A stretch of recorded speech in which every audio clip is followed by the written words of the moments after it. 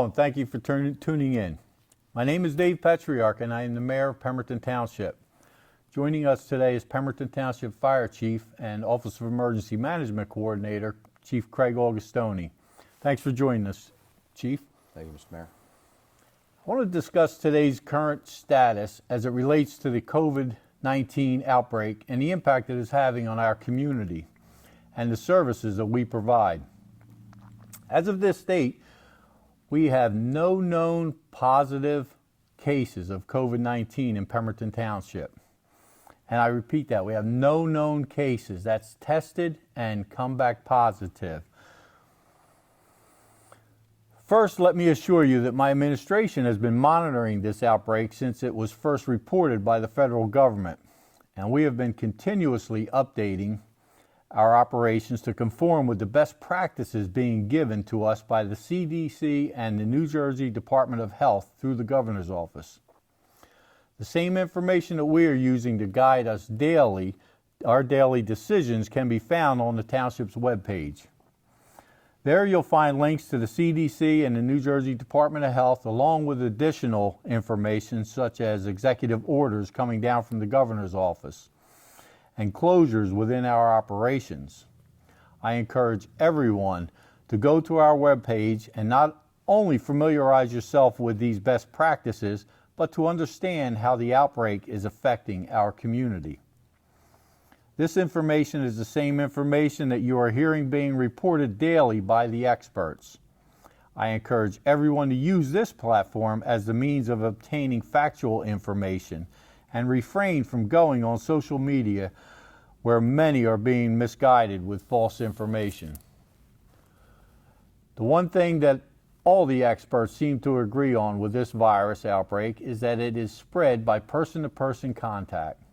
This also includes person-to-surface-to-person contact, meaning that the virus will live for a period of time on common surfaces and can be spread by an infected person just touching an object such as a doorknob or handrail after, say, coughing in their hand, and the next person coming along and touching the same doorknob and then touching their face.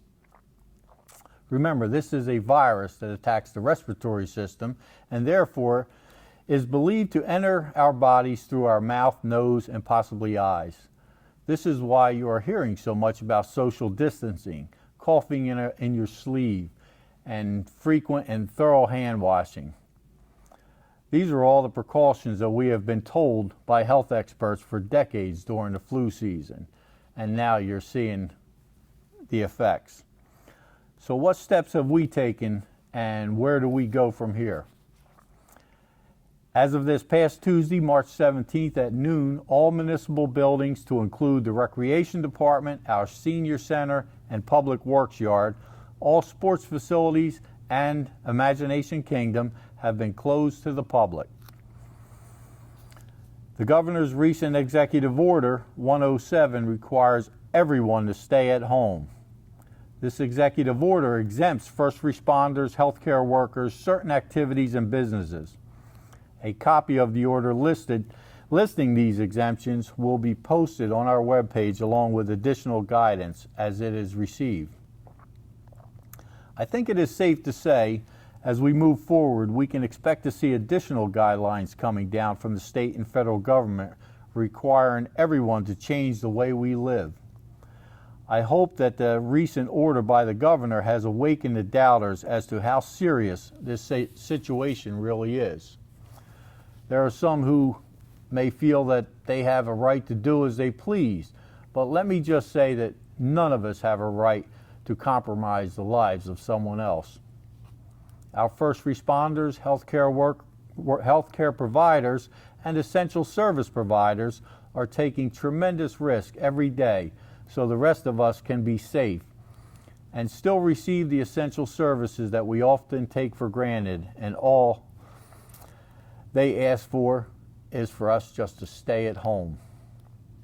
We have to give the experts the opportunity to get ahead of this thing, and by the best way we can help is to follow their guidance and limit our contact with others. The governor's executive order also requires employers to have employees who can work from home do so. There are a few jobs in municipal government that qualify for this, but we are working to identify which ones this would apply to and how we can accommodate them. We have continued so far to perform all the functions in our departments with the adjustments we have made, and will continue to make adjustments daily to continue to safeguard our employees. Currently, we can still call in during business hours and speak to staff members and get most of your questions answered and services provided. The court sessions have been temporarily suspended, but you can still handle some things by mail. Anyone with scheduled court dates will receive notice when their cases have been rescheduled. The inspections office will still be issuing permits, but by appointment only, so please call before coming in. Inspections will be limited to exterior inspections only, and in-home inspections to occupied residents will be temporarily suspended until further direction comes down from the Department of Community Affairs. Payments can still be made to the township for taxes, water, sewer, and trash by mail or electronically. Although we are temporarily suspending late fees and foreclosures, late fees incurred prior to the outbreak will still be in effect. The clerk's office is still taking marriage license, but by appointment only. Dog licensing is temporarily suspended. Our DPW will still be out servicing the infrastructure within our community. They have been instructed to refrain from contact with the public except for extreme circumstances. When possible, employees are being assigned tasks that only require minimal contact with other employees also. We are practicing social distancing and have increased our routine cleaning to more frequent disinfecting. Our police are still performing their duties and have made adjustments in accordance with the Attorney General's guidelines regarding limited contact with those they come in contact with in the performance of their job.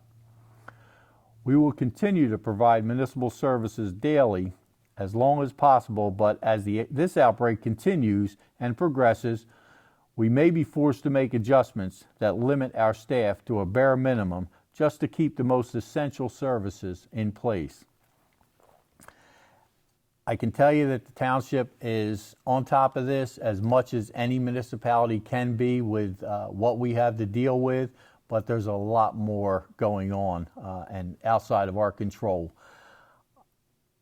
I can tell you we have the best staff on board that will make sure that our residents continue to get the services that we need, and when we have to go into another level of emergency status here, we have the right people in place. That includes our Office of Emergency Management, which will at some point set up an EOC, an Emergency Operations Center. That is handled by our coordinator, Chief Augustoni. And at this time, I'd like to turn it over to Chief Augustoni to give us an update as to where we are with emergency management and what we can expect going forward. Chief? Thank you, Mayor. Good afternoon, residents. Mayor, a lot of good information that Mayor Patriarca just shared with us. Take heed to the information coming out of our elected officials. As he alluded, this is not a joke. This is real. This is happening, and a lot of our communities around us are being affected. So far, as the mayor pointed out, we have no confirmed cases, so we're doing pretty good as that goes. We're ramped up and ready to go. I just want to share a few things with you, if I may. I said the mayor outlined our mission and has been giving us direction every day and where he wants to take this, and he's certainly offered all of his support that he can, and we appreciate that. A couple things that he mentioned. The website is very, very important that you go on there, because we do update that daily.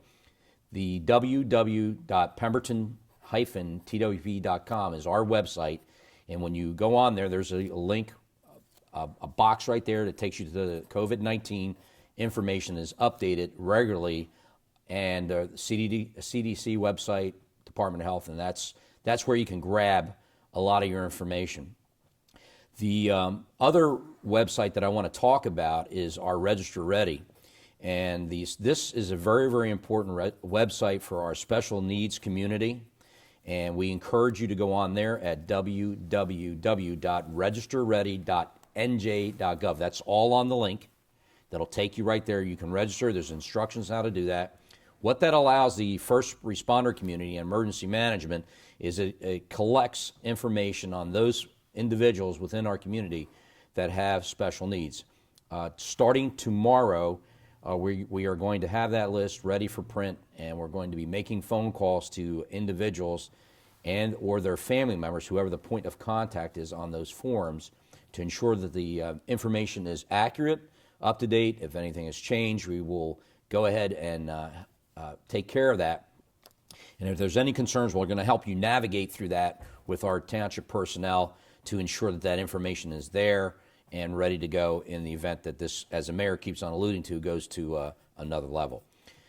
Another website that is very, very important is our community notification system, which is Nixle. A lot of you guys are on it, but if you're not on it, you need to get on it. This is how we get out information besides our website instantaneously. If something comes down, we can get this message out. It normally gives you an alert either on your phone, text, or actually sends a message to your computer and to your home.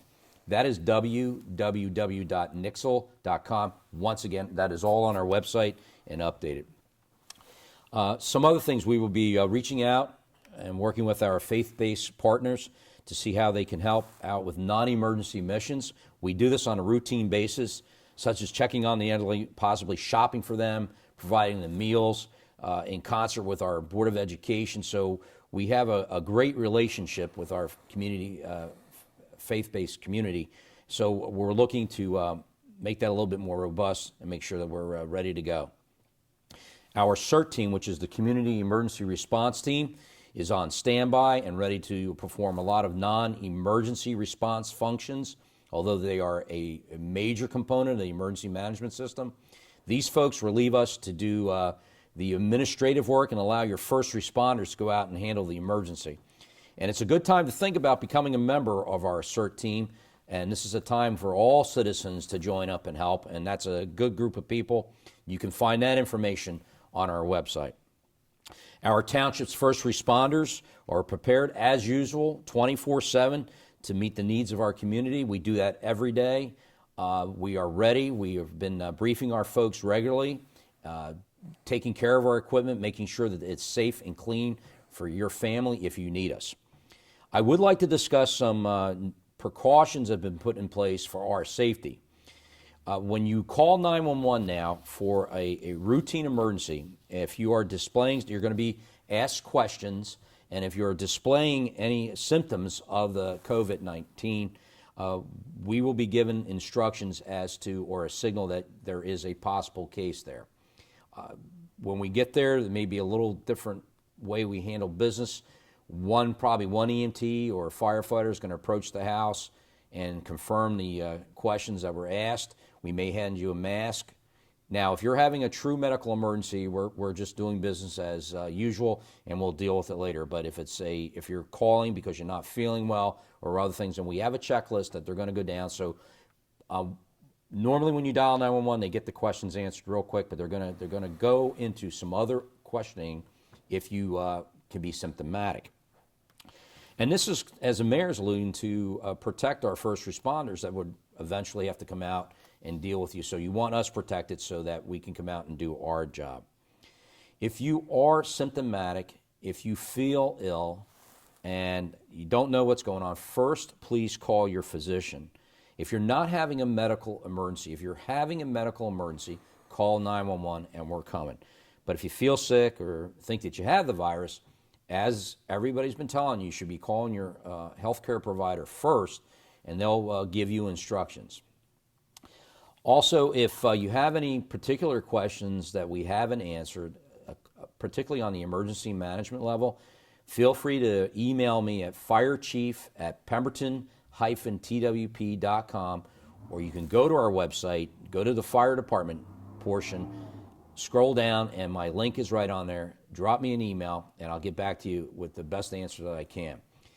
Our office along with the county and the state Office of Emergency Management, continue to monitor this event. We will provide you with the necessary information that is in the most timely manner that we can. If something comes up, we're working closely with our mayor to make sure that those missions are still completed. So once again, if take away anything, go to our websites and they will guide you through this. And if there's anything pertinent, you got to get on that Nixle. If you have a special needs, please register to get that information to us, and we'll all get through this together. I'm confident in a lot of things we've put in place. So, Mayor, thank you for this opportunity to speak to our public, and I appreciate it very much. Thank you, Chief. One thing I want to emphasize is caution and not panic. It's not a time to panic. It's a time to be cautious. Follow the experts' advice. And something that, the Chief and I have been talking about and we're working through, he mentioned his emergency responders, the first responders, and one of the things we've all been hearing is the shortage of supply that they're running into in their PPEs, their personal protection equipment, and mainly the N95 masks that are out there. If you're a business, if you're someone at home, a novice, carpenter or a mechanic that may have a quantity of these masks and you can donate them, that would greatly help our first responders. We believe that there is a supply coming. I know we've been hearing the president ordering these masks coming in. There's millions of them being ordered, and they will make their way down to us, and probably soon, but this is something that could really be of help now. And if you have this in your garages, in your businesses that you can afford to just let go, we would greatly appreciate it. I've been saying all along we're going to get to this level that we're at now, and I do believe we're even going to get further because this thing is like something other than anything we've experienced because of how rapid it is moving. And then not only rapidly moving in the sense of the virus itself, but also in the decisions that are being made and the impact it's having on our lifestyles, daily lifestyles. So we have to be patient, we have to be cautious, but we can't panic because that will change everything. You can't go into panic mode during a crisis. You won't get the results that we're all trying to get. I've worked with the chief here for many years, and on many emergencies. I've been in the EOC with him on numerous occasions, emergency situations in the past, and I'm confident that when, and I say when and not if, emergency management is activated, as I see things heading in that direction, our residents will have the best of personnel in the EOC guiding us. Again, I direct everyone to monitor our webpage for the most current information and helping by following the guidance of the experts. By following the advice of the experts and practicing social distancing, frequent hand washing and disinfecting, as hard as it is, refraining from touching our face should allow us to get through this much quicker and will help to keep those on the front lines safer as they work to protect us. Let us keep the victims of this virus and their families, along with all of our first responders and healthcare workers, in our prayers and encourage others to do the same.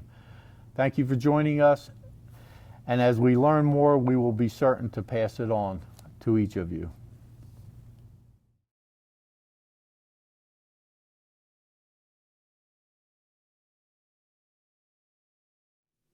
Hello again, Dave Petriarca, the Mayor of Pemberton Township. In my previous message, I had reported that we had no COVID-19 positive tests come back as of that time. Since then, we have received information from the Department of Health that we do now have one positive case here in the township, currently being quarantined, and That is all the information that we're given at this time. The location of the quarantine will be put out to all the first responders so that they have that information, but the identity of the individual or their family will not be made public, nor will the location be made public to the public. This is important information that must be given to first responders, but it is not information that is given to the public. Again, I had mentioned that this is a fast and rapid moving situation in many ways, and you can see how fast information is coming to us from the time we ended the last video. Within 5 minutes, we're getting confirmation of a positive case. As we get more information, if this continues to progress throughout the town, we will let you know as quickly as possible. But the experts are handling this in the best way possible. The individual has been quarantined at home, and the location of that home will be flagged to all first responders, but the information will not be made public, as in all cases that are reported here in New Jersey. The information is only given to the first responders, and for obvious reasons. They need to know where this threat lies when they go responding to a home. So if we hear anything else, we will get back to you with more information, but let's all pray that this is our only case going forward.